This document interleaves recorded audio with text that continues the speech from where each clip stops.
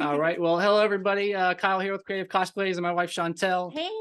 Today, we are with the team of Lost Cause, a new crime action film that just premiered at the 10th Annual Chelsea International Film Festival in New York. And they actually won, I hear, Best Movie Audience Award. The Audience Choice Award. That's great. Today, we're speaking with Catriona Rubenis-Stevens, who is the producer of Lost Cause and the star of the film, Evgenia Radilova. And she's also the producer, correct? Correct. Awesome. Wow. One of the producers. We have 6. Wow. Just to get things started, would you both just introduce yourselves a little bit and maybe tell us a little bit about your backgrounds? Sure. Yeah. Thank you for having us. It's an honor. I'm Evgenia Radilova, and the star of Lost Cause, one of the producers, and I also cast the movie. I come from Bulgaria. I was very fortunate to be born in an artistic family. My mom was an actress. My dad was a director, quite famous back home. And quickly I, followed their steps and became an actor, well-known actor. I had a TV show. I was a part of the TV show. There was 3 years every night on the TV, so they gave me a lot of popularity back home. And then I received my green card through my family. I came to the States. I've learned English. I didn't speak any when I came.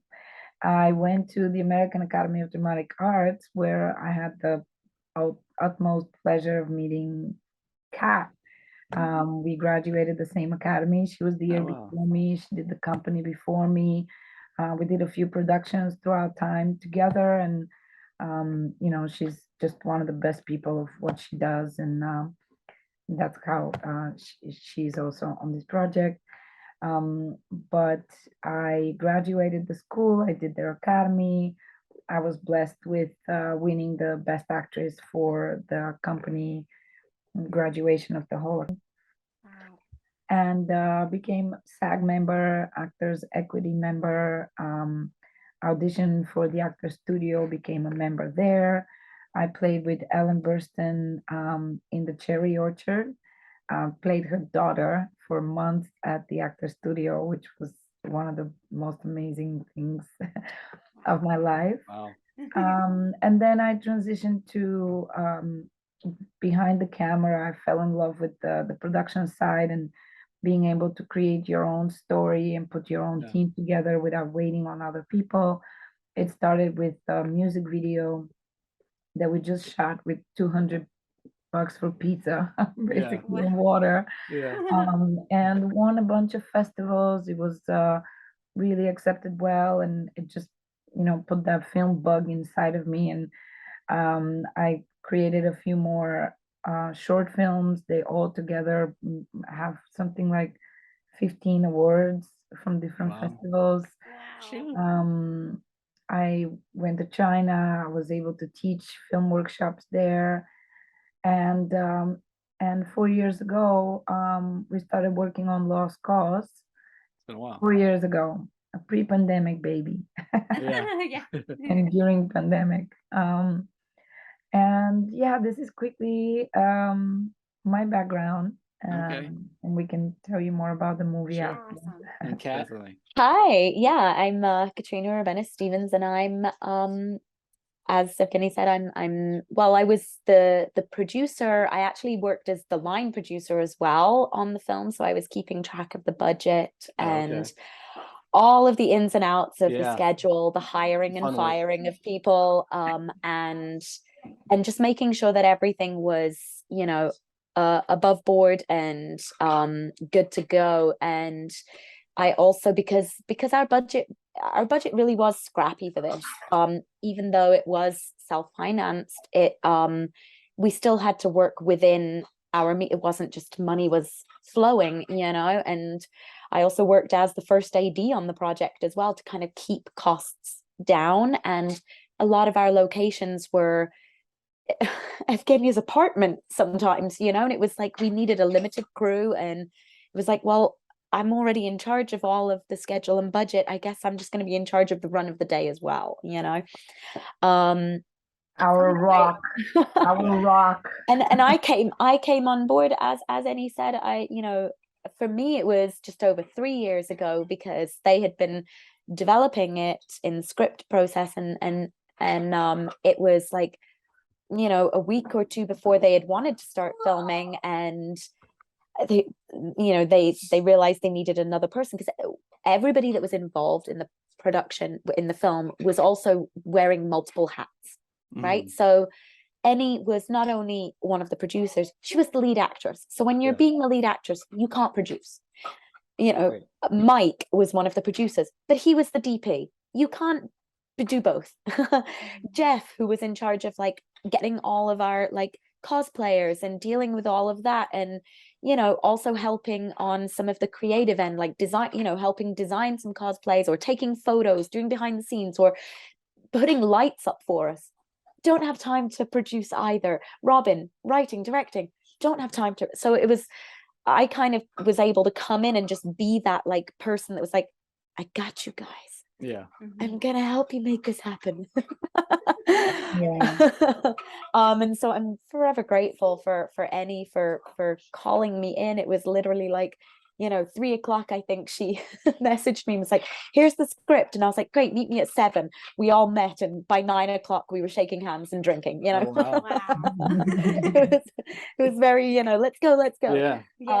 But a little about my background. I'm from England, and I moved over here as Annie mentioned, a year before she started the academy. I also was there, so I was the intake of 2007, and I spent my 3 years at the American Academy of Dramatic Arts as well. And I actually, while I was there studying acting, I was starting to work on student films, as the actor in the student film for like the film school that was down the road. And I realized on it was the first ever time I was doing anything on film. For me, I was always a theater girl. Annie was a film girl, and I was, I had only grown up on the stage. I had never done anything film. And I was sat on set as an actor, just waiting, seeing them all like hustle bustle behind the camera. And I was like, I don't want to be here. I don't want to be like, I want to be back there where they are, where it looks so much fun. And I realized on like my first ever film project, I was like, I'm on the wrong side of the camera. And so from there, I started just working on everybody's like student or low budget short film, and working my way up and up and up to bigger budgets, bigger projects, feature films, producing, ADing, directing, whatever it was, commercials, corporate. Annie went to China. I worked for a company for China, producing, directing 50 videos for their educational sector of a project. It was like, so we both have our connections to China there, which is kind of funny. And then, I was just in the right place at the right time when 4 years ago, I was brought on to assistant direct a short film that happened to go to the Oscars and be nominated for best short film. And that was awesome. Thank you. And so that was 2021 last year. And of course it was the year that nobody was allowed to go. I was like, really? Come on, what if this never happens again? But it was very exciting, and from there I've just been sort of building my my resume up on bigger and better projects. I've worked as a producer for the BBC, for MSNBC, done really high-end corporate in-house commercial work for companies like Cartier's high fashion, working with like $25 million jewelry pieces and stuff. And then outside of that, I'm very big in the live space. Every year I work with Broadway Cares on their annual Halloween show, I Put a Spell on You. And for the past 2 years, I was a director and editor on that project. We raised over $400,000 for Broadway Cares. And this year, we're doing it live on Sunday. The anxiety is very real. And I'm one of the producers on that. And it's going to be live at Sony Music Hall, 50 Broadway stars on the stage for one Wow. night only. And then the week after that, as you can see, I'm the Halloween queen. I produce and direct a zombie opera, which is a huge live scale event in Jersey, where we have opera singers dressed as zombies, and we have audiences of 3,000 or 4,000 people coming. So anything Wow. like genre based is up my alley, which is actually why I really love our film, because it really is like, you know, ordinary people in extraordinary circumstances. You know, it's that kind of genre. It's fantasy, but it's all grounded still in reality.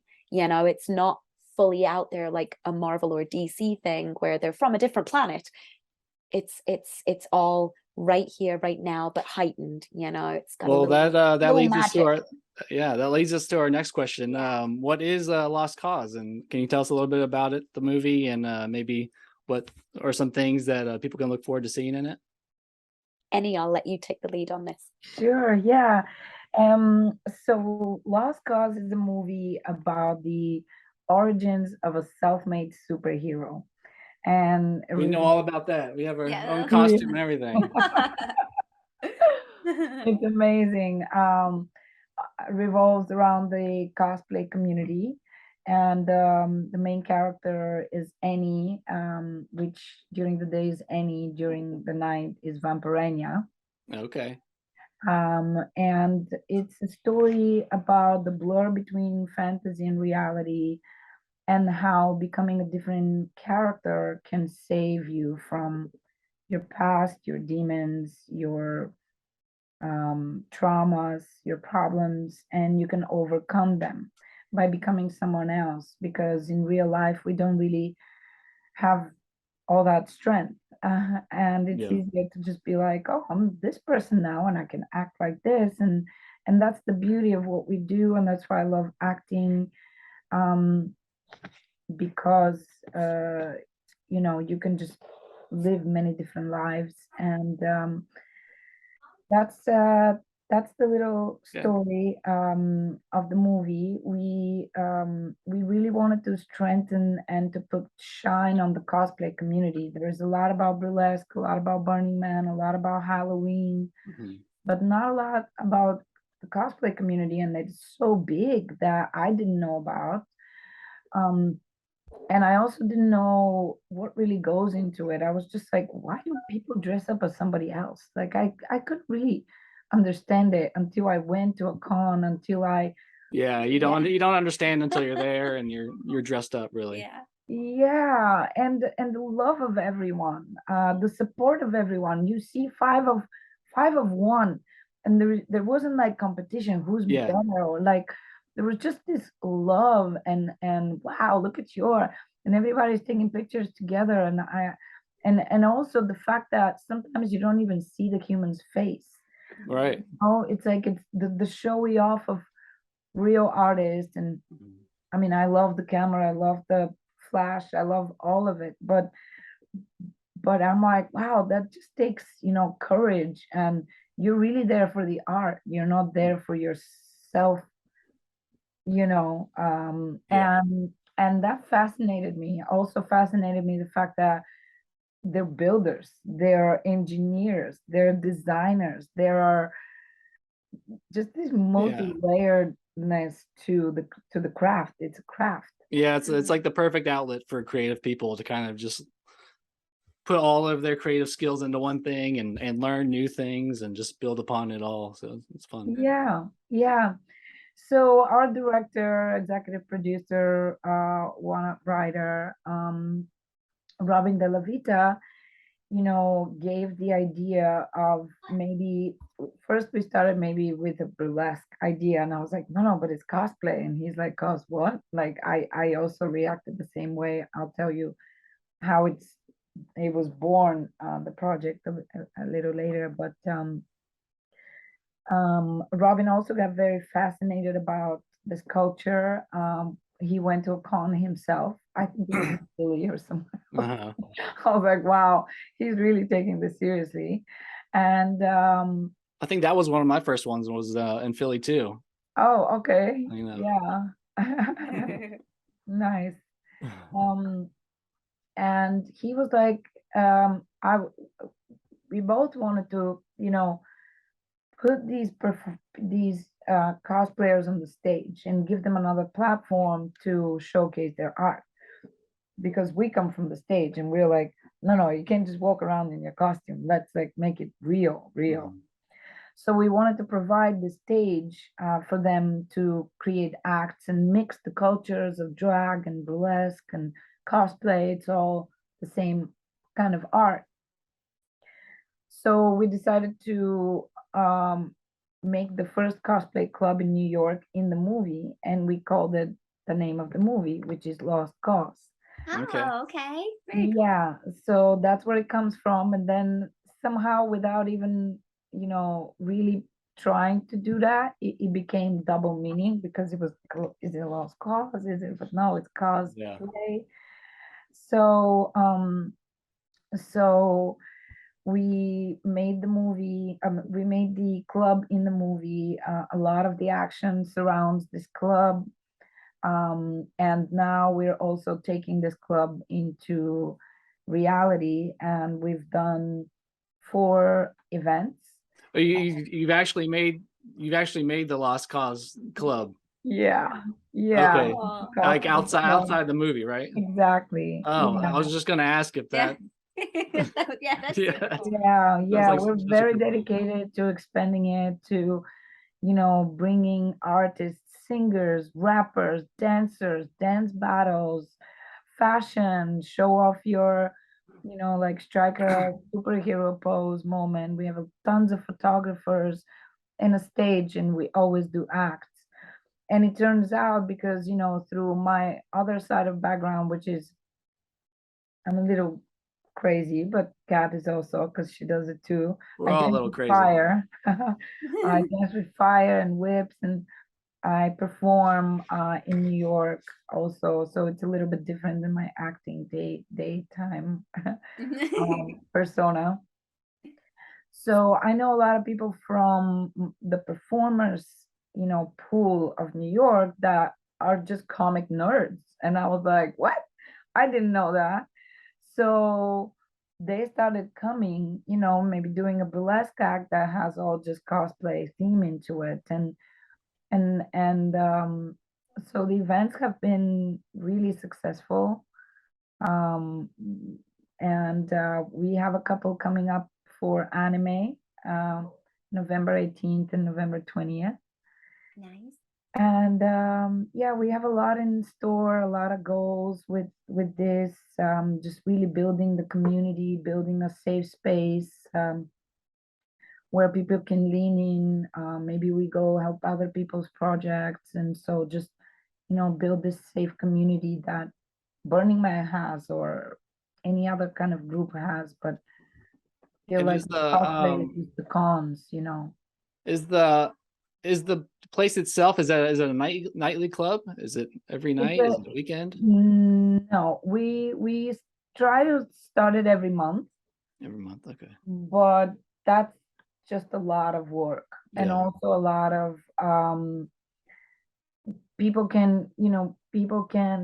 just have a certain amount of followers, and they always come, but it's just like it's a lot. So for now we will do it every 3 months, but we'll do a really big one. We have vendors, designers, shoe designers, video games, like all kinds of things. It's like a real mini con, but also with performances. Man, Um, sounds like so much fun. We need one of those here. I can. Yeah. where did you are? We're in Maryland. We're at the very bottom tip of Maryland. Oh, okay, great. We'd love to come and do a party there. Oh, that'd be Yeah, that'd awesome. be super cool. Or maybe Yeah. maybe in DC or something. It might be a little. Sure. Yeah, we'll Yeah. Central hub for it. we'll submit to some festivals there, and How Yeah, fun? How incorporate a fun? club night. Yeah. so How nice. fun was it creating that Lost Cause Club and acting in it? I really have to give props to Robin De La Vita, who sort of like envisioned the club and I was able to find the club as a location. It just kind of magically as one of the things that just, I was like, I need this. And it was like, boom, it was right there. It was just so magical, this whole journey, how it just grew bigger than we ever expected. But I'm Bulgarian, so I just visited the only Bulgarian bar in New York City that does not exist anymore. After COVID, they couldn't survive. They changed it into something else. But that was literally the only Bulgarian bar called Mechanata in New York City. And they gave it to us for incredibly reasonable rate. We went in there and Robin said, oh, I'm going to build a stage over here and I'm going to rent all these lights and put them over here and we're going to transform the space. And I was just like, okay, yeah, sure. And he really did that. Michael Yeah. Togner helped to build the stage. Like we all like helped do a lot of things in it, but he created this amazing space out of the space was great, but it did not look like that. Yeah, I think Oh. we should point out, like, because Robin's background is in huge scale theatrical experiences. Yes, he's done, 17 Broadway shows or whatever, and West End shows and whatever, but his company builds like almost an experience, his stage around company. It's like it's so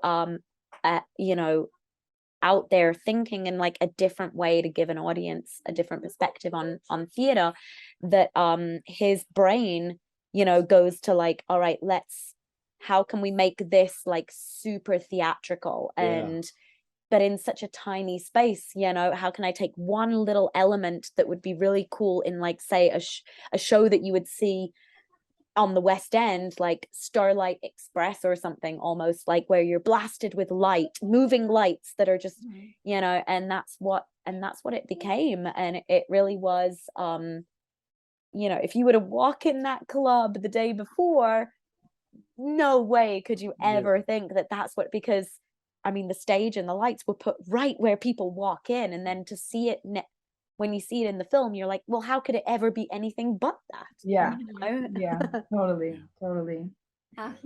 Well, your film does a great job, not only representing the cosplay community, but also the LGBTQ community, which is wonderful. And the great thing about this community is that, we love it so much, and it kind of welcomes everyone without judgment and allows everyone to be, whoever they are and whoever they want to be. How important was it for you to incorporate that aspect into your film? Yeah, very important, very important. And I think that we really wanted to build something for we wanted to build something for the community and New York and underground New York and also really New York, and what that is, it's a melting pot. It's a melting pot of all kinds of different religions and professions and colors, and we love everyone, and there's good and bad and everywhere, but that's why we chose the love interest to be a female. Yeah. Yeah, it's great. That's awesome. I also think as well there's this level of protection that the character Emmy, she just has this, not that she wouldn't feel that protective of, like, if she saw her man be, of course she would, but there was this delicate, beautiful level of protection then when she's also with her new love, like, us women, I think the world is very hard. It's very hard for us, and especially when you put yourself in a different character. Yes, that can make you feel empowered, but it can also expose you a lot more as well, and you know, the protection that Annie feels towards these women, you know, is that's why, you know, again, at the very end of the film, she hears a female scream, and it's like, I have work to do, you know, I have to protect my people, you know. And I think that that like kinship that she feels, and the strength that she gives, I don't know if this is making any sense, but you know what I mean. I think it's just, it shows such a beautiful side of her character that is just a little different, you know. And I it's very true, we all, you know, we just want to protect each other, and I think that's what it showcases, is just how much she wants to protect women, the women around her, and in turn herself, you know. Yeah. Yeah, in today's world, that's a good thing. It's a good aspect to incorporate into your movie, which we love so much. Yeah. We want it to be modern and relevant. Once again, Robin researched and sent me this article one day about these incels, and it's like, do you know about this? And I was like, no. And then we were like, oh my God, this is like, nobody knows. We have to talk about this. So yeah, we want to really be relevant and really try to include everyone. Yeah, well, But that's a cosplay movie when you cosplay. include everybody in the cosplay movie. Yeah, exactly. So you guys, you mentioned that it took 4 years to shoot the film, and what, half of that was during COVID. Yeah, yeah. I mean, the filming started pretty much 3 years ago to the date. We started in October 2019, and we shot about 11 or so days over the course of like a month and a half, because it would be like we needed 2 or 3 days to do all this club stuff.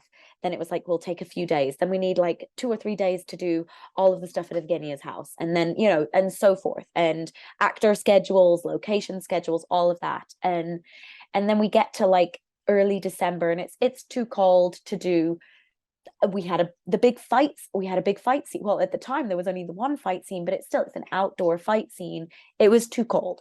So we just thought, you know what, we'll wait, get all of the stuff that's done, like start to look at the edit, all of that. And of course, you know, 6 months later, no one could have known what was going to happen in the world, but COVID, of course, happened, and it pushed our filming to almost exactly 1 year. We had to wait until the fall of 2020 so that we could really understand how to make filming safe. We had all our COVID precautions in place, and we did, you know, we started the next round of filming completely healthy, safe. Everyone was tested, and then again the year after, 2021, there was more filming, and yeah. Man, that sounds so tough. That sounds tricky. Crazy. Yeah, well, it just, you know, really, it was magical through, you know, magic is just half of it. But so what happened with the creation of this was when Jeffrey Georgia Smith, who was one of our producers and also our cosplay talent and our connection to the community, is a really good friend of mine. We've worked on a bunch of projects where I was, you know, model for him or an actor. And he came one day and said, I have a thing for us. I'm shooting Vampirella, and you're the only one that can play it. Deal? And I was like, who? I'm like, what is it? And so he showed me these pictures of Vampirella, who I didn't know at the time. And I was like, wow, that sounds awesome. So I put on this outfit, and we shot these shots, which literally just became legendary. They are out of this world. He's, you know, digital work and with the photography, and me in this outfit was like, wow, is this really me? And so I fell in love with it. I felt so empowered to just be, you know, you can be bigger than life, like we mentioned before. You can be as sexual as you want, and the blood and I'm very theatrical. I like big stuff, and I just said to myself, I have to do something with this now that I did a few shorts and I have this power of like, I can imagine I can do this project, and I said I have to put it on film. I wanted to start getting the rights from, all the big, all the big agencies and everyone. And Robin De La Vita, who wanted to work with me on his projects, a few projects that didn't, necessarily happen at the time. He wanted to do a documentary on women, on rape or trauma. And he saw these pictures and he was like, what is this? And I told him, and he said, okay, we got to meet. So we met and said, what's your plans with this? And I said, I'm going to get the rights and I'm going to do like this superhero vampirella movie. And he's like, all right, I'm going to help you out, but we're not doing a vampire movie. No, he goes like, you're never going to get the rights. Just, that's just what it is. And second of all, we're not going to do a movie about vampires. We're going to do a movie about you. And I was like, well, I really like the sound of that. So we started, to create this. He came back literally a few days later with 10 pages script that he wrote. And then it all began. And then I called Michael Tosner, who's one of the screenwriters, cinematographer, and one of the producers. He's been my basically cinematographer and partner in all my short films. So I've worked with him for 10 years, and I said I can't go anywhere without him. And I also brought Jeff to the picture, who was, the person to introduce this to me. And then after this 10 pages, in a meeting, we already had 20 more ideas, and whoop, it expanded to 20. And then zoop, we were like, all right, we're going to do a pilot, we're going to, make a TV show. But then by the time we were at 40, minutes to a pilot, we were not ready yet. So we were like, oh my God, we put so much work into this. Like, we can't just have 40 minutes because it's not its own thing. We can't, what if it doesn't get accepted? And so we were like, we're going for a feature. And so we wrote as we went, and that's why it was super challenging, but very interesting and major learning process and progress. And we managed to finish it, which was a really win on its own. Just also point, to mention in your article that, yeah, we won the Audience Choice Award, but actually Evgenia won the Best Actress Award. Oh, wow. Congratulations. Oh, yeah. Which is really just a testament of thank you for how much work she put into this. It really, this really was a project about her, but it wasn't just an ego project. It was, she had to become this person in the way that you do with cosplay. She really had to, yes, she has the skills with doing the fire dancing and all of that, but she really had to,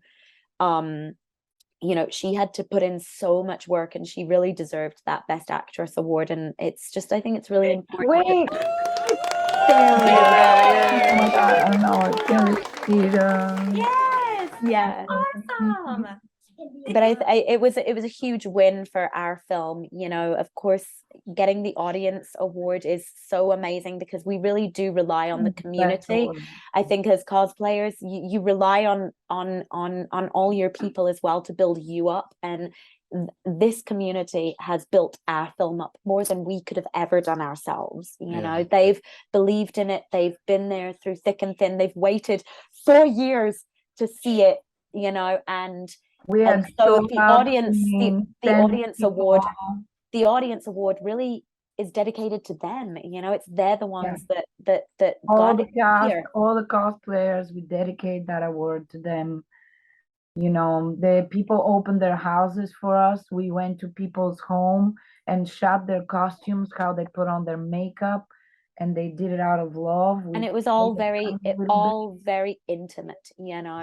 Watching a person become their art is incredibly a very internal, intimate experience, and for a lot of people it's therapy, you know. And so Definitely. what filming their therapy, you know, is a very beautiful thing. And so Yeah, well, it looks like an amazing film. We can't wait to watch it. We haven't seen it yet, but we look forward to it, and I hope everybody else goes out and sees Lost Cause as soon as possible. Is there any place that we can look forward to seeing it or finding it? well, we're you know, hoping that it'll get distribution at some point and be available worldwide. And for Yeah. more updates, how can people find more about you Lost guys? Cost Movie on Instagram or lostcost.com. Well, we have a lot more Thank you questions, so and we wish we much. could wish we could talk with you guys more. Oh, But unfortunately, time is up. So Thank you you guys again. so Thank you much. guys so much. thank you. Thank Thank you. you. Hopefully we talk to you soon again. Yes. Definitely. Take Bye care. bye. Bye.